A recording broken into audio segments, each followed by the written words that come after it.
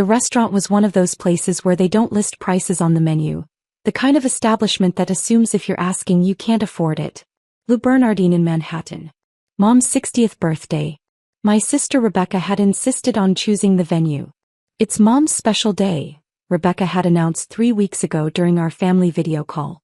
Somewhere elegant. Somewhere worthy of the occasion. I'll handle the reservation. What she'd really meant was, somewhere expensive enough that I'd feel uncomfortable. Somewhere she could remind everyone that she was the successful one.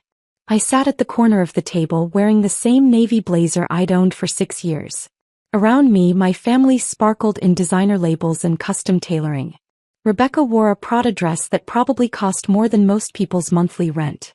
Her husband, Trevor, had matching Tom Ford cufflinks and watch. Even my younger brother Mark had shown up in a Hugo Boss suit.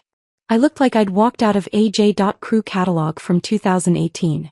Which was exactly the image I'd cultivated for the past 7 years.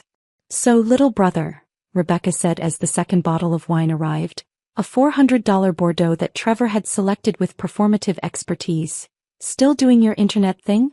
The table went quiet.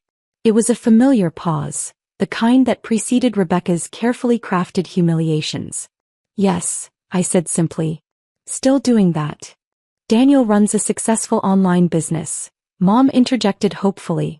My mother, ever the peacemaker trying to defend me with words she didn't really understand. Rebecca's laugh was crystalline and cutting. Mom, stop. It's sweet that you're supportive, but let's be realistic. She turned to me, her expression a perfect blend of pity and condescension. How much are you actually making from your little blog or whatever it is? It's not a blog, I said calmly. It's an investment and venture capital firm. Trevor snorted into his wine. A venture capital firm. That's adorable. Rebecca, did you hear that? Your baby brother thinks he's running a VC firm. Rebecca patted my hand in a gesture that made me feel like I was 8 years old again. Danny, there's no shame in admitting you're still figuring things out. You're what, 27? Most people your age are still entry-level somewhere. The fact that you're trying entrepreneurship it's cute. I'm 28, I corrected quietly. Right, 28. Still so young. She sipped her wine. Trevor and I were talking, and if you need help we might be able to get you an interview at my company. Maybe something in operations? Or assistant to one of the junior project managers. My sister was 33.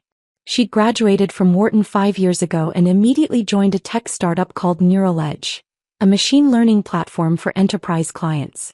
Her MBA and connections had landed her a VP of business development role, and she'd spent the past 5 years making sure everyone knew about her success. Neural Edge had raised $380 million across 3 funding rounds. Rebecca had been featured in Forbes 30 Under 30. She spoke at conferences. She posted on LinkedIn constantly about disruption and innovation and scaling. She had no idea that I'd been her company's largest investor since Series A. That's generous, I said, cutting into my $75 Dover sole. But I'm happy with my current work. Mark jumped in, younger brother solidarity evaporating the moment Rebecca gave him an approving look. Come on, Dan. Mom said you're still living in that studio apartment in Queens. When are you going to get serious about your career? I like my apartment, I replied. It was true. The 600 square foot studio near Astoria Park cost me $1,800 a month and was walking distance to the subway. Perfect cover for someone managing a $680 million investment portfolio. You like it because you can't afford anything better, Rebecca said. Which is fine. Not everyone can be high earners. Some people are just more practical. Trevor leaned forward, clearly enjoying himself. Rebecca told me you asked to borrow money for rent last year? I had $1,200 in March 2024, when I was deliberately living lean while allocating capital to 3 new portfolio companies. I'd paid Rebecca back within 2 weeks, but she'd never let me forget it. I paid you back, I said quietly. Of course you did. I'm not saying you're irresponsible. I'm saying you're clearly struggling. Rebecca's voice dripped with false concern. And there's no shame in that. The gig economy is tough. Internet businesses rarely work out. Mom tried again. Rebecca, Daniel is doing fine. He seems happy. Mom, I love you, but you don't understand business. Rebecca set down her fork with the air of someone about to deliver uncomfortable truth. Danny's been building his internet business for 7 years. 7 years. If it was actually successful, we'd see results by now. Real businesses scale.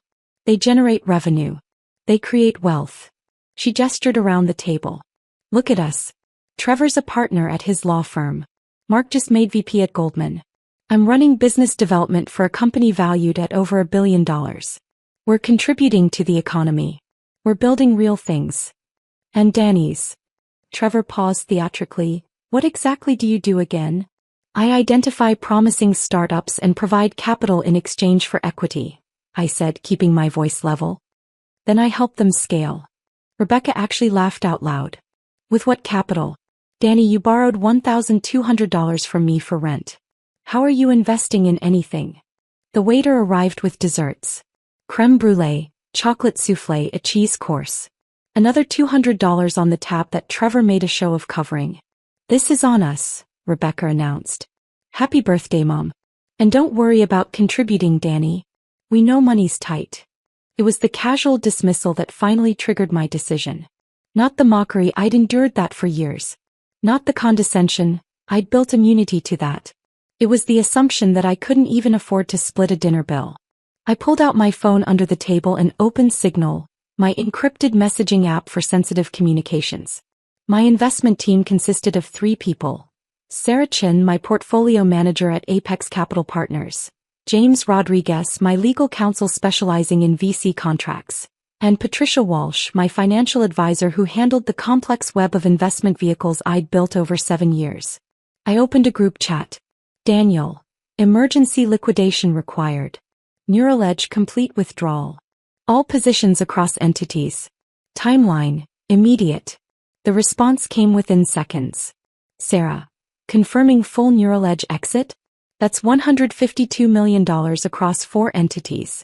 Daniel. Confirmed. Execute now. Patricia. This will trigger disclosure requirements. Board will be notified within 20 minutes. Daniel. Understood. Proceed. James. Legal review underway. We'll have documents ready within the hour. I set my phone face down on the table and returned my attention to the dessert I wasn't eating. Rebecca was telling a story about her latest client acquisition, a Fortune 500 company that had chosen Neural Edge over 3 competitors. She gestured expressively, her diamond bracelet catching the candlelight. The deal was worth $8 million annually, she said. Can you imagine? $8 million. That's what real business looks like. That's what happens when you play in the major leagues. Impressive, I murmured. It is impressive, Trevor agreed. Unlike some people, Rebecca actually understands how to generate value in the marketplace. My phone buzzed. I glanced down. Sarah. Series A liquidation initiated. $47 million processing. Patricia. Entity disclosures filed. Board notification sent. James. Series B withdrawal confirmed. $58 million transferred. Rebecca's phone rang. She glanced at the screen, frowning. It's Brad from the board. That's weird, it's Saturday night. Answer it, Trevor suggested. Might be important. She excused herself from the table, phone pressed to her ear as she walked toward the restaurant's entrance. Mark filled the silence. So Dan, seriously, what's your 5-year plan? You can't do this internet thing forever. Why not? I asked. Because it's not sustainable. You need stability. Benefits. A 401k. You need to join the real world. The real world, I repeated. You know what I mean. Corporate America. Actual companies with actual structure. What you're doing is it's playing pretend. My phone buzzed again. Sarah. Series C liquidation complete. $47 million transferred. Total withdrawn. $152 million. Patricia. Neural Edge board has been notified. Kyo is being briefed. James. All positions cleared. 0 remaining equity in Neural Edge across all entities. Through the restaurant's floor-to-ceiling windows, I could see Rebecca pacing on the sidewalk, her free hand gesturing wildly as she talked on the phone. Even from inside, I could see the color draining from her face. Trevor's phone rang next. Then Mark's. Then surprisingly Mom's. What in the world? Mom said, looking at her screen. It's Rebecca calling me. But she's right outside. Trevor answered his phone.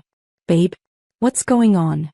We couldn't hear Rebecca's response, but we watched Trevor's expression transform from confused to shocked to horrified in the span of 10 seconds. That's impossible, he said into the phone. There must be a mistake. Hold on, I'm coming out.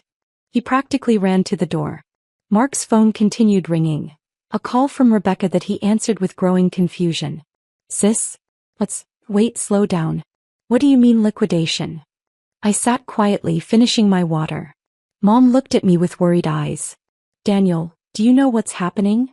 I might, I said softly. Through the windows, I watched Rebecca's animated conversation with Trevor. She was pointing at her phone, then at the restaurant, then back at her phone. Trevor had his hands in his hair, his carefully styled $200 haircut hair. Mark ended his call. Something's wrong with Rebecca's company. Some major investor just pulled out. Like catastrophically pulled out. How catastrophic? Mom asked. She said $150 million. She said it might tank their entire Series D funding round. Mark's face was pale. She said the board is having an emergency meeting tomorrow morning. Rebecca and Trevor burst back into the restaurant. Rebecca's perfect makeup was smudged, she'd been crying. Trevor looked like he'd seen a ghost. We need to go, Rebecca announced. Emergency. I'm so sorry, Mom. I have to deal with this. What happened? Mom stood, reaching for her daughter. Our largest investor just liquidated every single share. $152 million. Gone. Just gone. Rebecca's voice was shaking. The board is panicking. Our CEO is on a plane back from Tokyo. The Series D investors are spooked. This could destroy everything. Who was the investor? I asked quietly. Rebecca turned to me, mascara running. Some group called Apex Capital Partners. We've never even met them. They've been completely passive for 4 years. And now, out of nowhere, they're pulling everything. Apex Capital Partners, I repeated. They were our anchor investor. Series A, Series B, Series C, they were in every round. They owned 22% of the company. And now they're just gone. Trevor was scrolling through his phone frantically. The investor was spread across 4 different entities. Delta Ventures, Epsilon Holdings, Zeta Capital and Sigma Equity. All managed by Apex. Those were my entities. The same structure I'd used for Morrison Industries. The same careful separation that kept my identity hidden while allowing me to deploy capital strategically. Why would they pull out? Mom asked. No explanation, Rebecca said. Just a formal liquidation notice filed with the SEC 20 minutes ago. The board got an automated notification. No warning. No discussion. Just gone. Mark was reading something on his phone. Holy shit. This is already hitting Twitter. Someone leaked it. Breaking. Neural Edge loses $152 million anchor investor. Series D funding in jeopardy. Rebecca sank into her chair. This will kill the Series D. We were closing a $200 million round next month. But if our anchor investor just fled, no one else will touch us. They'll think we're hiding problems. They'll think the company is failing. Is the company failing? I asked. No. We're growing 40% year over year. We just signed 3 major clients. Our technology is solid. We're profitable. Her voice cracked. But it doesn't matter. In venture capital, perception is reality. If Apex thinks we're a bad bet, everyone else will too. Trevor was making calls, his voice low and urgent as he stepped away from the table. Rebecca looked at me, tears streaming down her face. I'm sorry, Danny. I know I was being mean earlier. I'm stressed and I took it out on you. I'm sorry. It was the same apology she always gave after humiliating me. Quick, superficial, designed to make her feel better rather than address the actual problem. It's okay, I said automatically. It's not okay, Mom said firmly. Rebecca, you were horrible to your brother. You've been horrible to him for years. Mom, not now. Yes, now. Mom's voice had steel in it. Your brother has never been anything but supportive of you. And you treat him like he's an embarrassment. Rebecca wiped her eyes. I know. You're right. I'll do better. I promise. She grabbed her purse. But right now I need to deal with this crisis. My entire career is imploding. My phone buzzed. Sarah. Neural Edge stock price down 18% in after-hours trading. News spreading fast. Patricia, 3 Series D investors have already pulled out. $60 million withdrawn from the round.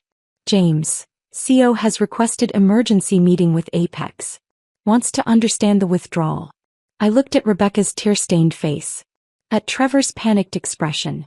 At Mark's shocked silence. 7 years of careful planning. 7 years of building a $680 million portfolio while living in a Queen studio apartment and wearing the same blazer to family dinners. 7 years of enduring condescension and mockery while secretly funding the very company my sister used as evidence of her superiority. Rebecca, I said quietly. Do you want to know why Apex pulled out? She turned to me desperate. Do you know something? Did you hear something? Your internet business stuff. Do you know people in VC? I know a few people, I said. Can you help? Can you make some calls? I know we don't have the best relationship, but you're my brother. If you know anyone who might invest or who might talk to Apex. I don't need to call Apex, I interrupted. I am Apex. The table went silent. Rebecca's expression cycled through confusion, disbelief, and then something approaching horror as she processed what I'd said. What? I pulled up my phone and opened the Apex Capital Partners dashboard. The same dashboard I'd shown Morrison Industries. The same comprehensive portfolio overview that detailed every investment, every entity, every dollar. Apex Capital Partners, principal investor Daniel Robert Chin, total assets under management, $680,447,332. Recent transaction, Neural Edge Incorporated complete liquidation. Delta Ventures LLC, $47,200,000. Epsilon Holdings LP, $58,100,000. Zeta Capital Partners, $31,500,000. Sigma Equity Group, $15,200,000 total withdrawal. $152 million status, complete. I connected my phone to the restaurant's display screen.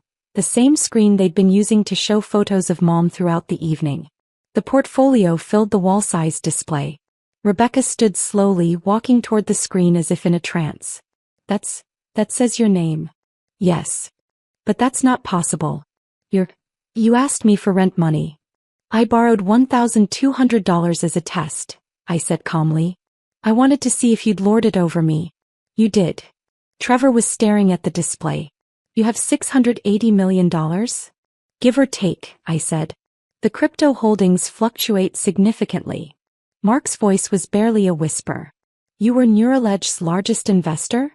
Since Series 4 years ago, Rebecca came to me, not knowing who I was, and told me about this exciting startup she'd just joined. She said they were raising $50 million. She said it was a great opportunity for real investors. I pulled up the Series A documents. I invested $47.2 million through Delta Ventures. When you raised Series B, I added $58.1 million through Epsilon. Series C, another $31.5 million through Zeta. And when you needed emergency bridge financing during the pandemic, I provided $15.2 million through Sigma. Rebecca had gone completely white. You've been funding my company for 4 years? Yes. Why didn't you tell me? For the same reason I didn't tell Morrison Industries, or the 17 other portfolio companies I've invested in. I pulled up my complete holdings list. Because I wanted to see if you'd value me for who I am, not what I have. The display now showed my full portfolio. Active investments. 23 portfolio companies. Total deployed capital. $445 million. Current valuation. $680 million. Average return. 52.7%. Rebecca was reading the list, her eyes widening with each line item. You invested in Stripe? Notion? And, oh my God, you were in the Figma round before the Adobe acquisition? Early investor. Made $43 million on the exit. Trevor collapsed into his chair. How is this possible? How does someone living in Queens with a used Honda Civic have $680 million? I started at 21. I explained. Sold my first company, an AI platform for content moderation, to Facebook for $18 million. Invested most of it in early-stage startups. Bitcoin position in 2013 returned 4,000%. Ethereum in 2015 returned 1,200%. Made smart bets on emerging technologies. Compounded returns. I pulled up my transaction history. At 22 I was managing $50 million. At 24, $200 million. By 26 I crossed $500 million. I'm 28 now and I run one of the most successful micro VC firms in North America. Mom had tears in her eyes, but for a different reason than Rebecca. Danny, why didn't you tell us? Because I wanted you to love me for me, I said simply. Not for the money. And I wanted to see if my family would respect my work based on its merits, not my bank balance. I looked at Rebecca. You've spent 7 years telling me my internet business was fake. That I was playing pretend. That I needed to get a real job.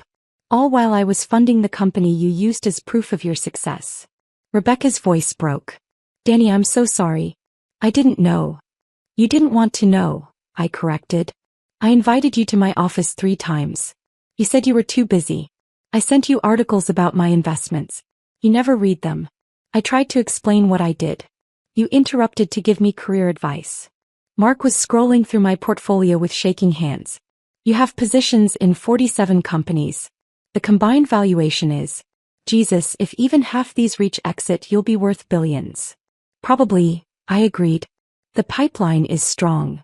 Trevor found his voice. So when you withdrew from Neural Edge, I withdrew $152 million from a company whose VP of Business Development told me tonight that I was playing pretend. That I needed to get serious about my career. That I couldn't even afford dinner at a nice restaurant. Rebecca was sobbing openly now. I'll apologize. I'll make it right. Please, Danny, you can't destroy my company over this. I'm not destroying anything, I said, echoing what I told Morrison Industries. I'm removing my capital from a company whose leadership demonstrated that they evaluate people based on surface appearances rather than actual competence. But I didn't know. Rebecca protested. Exactly, I said. You didn't know and you treated me like garbage anyway. What does that say about how you evaluate people? If I'm worthless when you think I'm broke but valuable when you know I'm rich, your entire value system is broken. My phone buzzed with another message from Sarah. Sarah, Series D collapse confirmed. $140 million withdrawn by investors. Neural Edge valuation cut from $1.1 billion to $650 million. CEO requesting urgent call. I showed Rebecca the message. She read it and made a sound somewhere between a sob and a gasp. That's a 45% valuation cut. Our stock options are worthless now. The company might not survive. It might not, I agreed. That's what happens when your anchor investor loses confidence. But you didn't lose confidence in the company, Trevor said slowly, understanding dawning. You lost confidence in the leadership. Specifically, in the person who spent 4 years convincing me that my contribution was worthless while living off my investment returns. Rebecca had sunk to the floor, her Prada dress pooling around her. What do I do? How do I fix this? You can't, I said. The SEC filings are public. The liquidation is complete. My capital has already been reallocated to companies whose leadership treats people with respect regardless of their perceived status. Mark was still staring at the portfolio display. Where did it go? The $152 million. I pulled up my recent allocation decisions. I split it across 4 new investments. A biotech startup founded by a former janitor who taught himself molecular biology. An AI company led by a community college dropout. A renewable energy firm started by 3 women who couldn't get funding from traditional VCs. And a logistics platform built by a warehouse worker who spent 10 years learning supply chains from the ground up. People like you, Mom said softly. People who were underestimated, I corrected. People who built something real despite everyone telling them they weren't qualified. People who proved that competence isn't about credentials, it's about execution. Rebecca was making phone calls now, frantic conversations with board members and investors. Trevor had joined her, both of them huddled in the corner trying to salvage what they could. Mark sat across from me, his expression shell-shocked. I can't believe you lived like this. The apartment, the clothes, the borrowed rent money, all while managing $680 million. It was necessary, I explained. If people knew, they'd treat me differently. They'd want things from me. They'd see the money instead of me. This way I got to see who people really were. And we failed the test. Spectacularly. Mom reached across the table and took my hand. I'm proud of you. I always have been, even when I didn't understand what you were doing. But Danny, you should have told us. Not because of the money, but because you're our family. We should have known you were struggling with how we treated you. I wasn't struggling, I said. I was observing. And learning. And building something that didn't require your approval. Rebecca returned to the table, her phone clutched in her hand like a lifeline. The CEO wants to meet with you. He's willing to fly anywhere. He'll give you board seats, advisory position, whatever you want. Just please reconsider. I don't want board seats, I said. I want you to understand something fundamental about business and about people. You can't tell someone they're worthless and then expect them to save you when you realize they're valuable. That's not how respect works. I know, and I'm sorry. I'll do anything. Will you? I interrupted. Tomorrow morning your company will open 40% lower. Your employees will panic. Some will quit. Your competitors will smell blood. You'll spend the next year rebuilding credibility you shouldn't have lost. I stood up, pulling out my wallet to leave cash for my untouched dessert. And through all of that, I want you to remember. The person you dismissed as a failure, the person you mocked for his internet business, the person you offered to get an entry-level job interview, that person funded your entire career. Your Forbes feature, your conference speeches, your LinkedIn posts about disruption and innovation, all built on capital from someone you considered beneath you. Rebecca was crying too hard to respond. Trevor tried instead. Danny, be reasonable. Rebecca made mistakes, but you're destroying dozens of lives. Neural Edge has 200 employees. They'll lose their jobs if the company fails. Then Rebecca should have thought about those 200 employees before she decided to spend dinner humiliating the person who kept their salaries funded. I picked up my jacket. I'm responsible for my investment decisions. Rebecca is responsible for her leadership decisions. Actions have consequences. Mark stood abruptly. Wait, I was part of this too. I mocked you. I told you to get serious. I'm sorry. What can I do? Nothing, I said. You can do nothing. That's the point. For 7 years you could have asked about my work. You could have shown interest. You could have treated me with basic respect. You chose not to. Now the opportunity is gone. Mom walked me to the door. Will you come to Sunday dinner next week? I'm moving to Palo Alto on Wednesday, I said. I'm opening a physical office for Apex. I have 17 portfolio companies that need hands-on support. You're leaving New York? It's time. I've learned everything I needed to learn here. She hugged me tightly. Call me, please. Regardless of everything else, call your mother. I will, I promised. And I meant it. Mom had been ignorant, not malicious. She defended me in her limited way. She deserved more than radio silence. Rebecca caught up to us at the door. Danny, please. I'm begging you. Not for me, for the employees. For the company. They don't deserve to suffer because I was a terrible sister. You're right, I said. They don't deserve it. Which is why you should have been a better leader. A better sister. A better person. I handed her a business card. My real one with Apex Capital Partners printed in embossed letters. If you want to understand what happened tonight, really understand it, think about this. I've been in your board meetings for 4 years. Every quarterly presentation. Every strategic planning session. Every financial review. I was there, participating through my representatives, providing input that shaped your company's direction. Rebecca stared at the card. But at family dinners you wouldn't let me speak. You interrupted when I tried to explain my work. You dismissed my opinions. You treated input from a $680 million investor as worthless because you thought that investor was your broke little brother. I opened the restaurant door. That's not just bad sibling behavior. That's bad business. And I don't invest in bad business. I left her standing in the doorway, the card still in her hand. My phone buzzed as I walked toward the subway. Sarah, 4 new term sheets ready for your review. Total deployment, $165 million. Patricia, portfolio rebalancing complete. Apex position strengthened. James, legal review of new investments complete. Ready to proceed. I texted back. Proceed with all 4. Send final documents to my new Palo Alto address. The subway platform was quiet for a Saturday night. I sat on a bench watching trains come and go, thinking about 7 years of careful observation and strategic patience. My phone rang. I answered.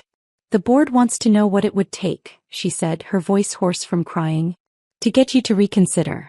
Name your price. There is no price, I said. This isn't a negotiation. Then what is it? A lesson, I said. For you, for Trevor, for Mark. For every person who thinks they can measure someone's worth by their apartment size or their car or their clothes. For everyone who mistakes quiet observation for incompetence. I learned the lesson, she whispered. I swear I learned it. Good, I said. Then apply it to how you treat your employees. To how you evaluate candidates. To how you judge people. Because the next person you dismiss might not be as patient as I was. They might not spend 7 years giving you chances. They might just walk away immediately. Danny. I have to go, I said. My train is here. I ended the call. The train pulled into the station. I boarded, finding a seat by the window. Around me, New York City sparkled with Saturday night energy. Couples heading to shows, friends meeting for drinks, the endless churning activity of 8 million people pursuing 8 million dreams. I'd been one of those dreamers once. The kid in Queens with a laptop and ambition, building companies while his family mocked his internet business. Now I was something else. Something that didn't fit in their world anymore. My phone buzzed one final time. Sarah. Neural Edge final update, CEO stepping down. Board requesting emergency restructuring. Company future uncertain. I closed the notification. Rebecca had spent 4 years standing on a foundation I'd built, never once looking down to see what supported her success. Now that foundation was gone and she was discovering exactly how far the fall could be. Some people would call this revenge.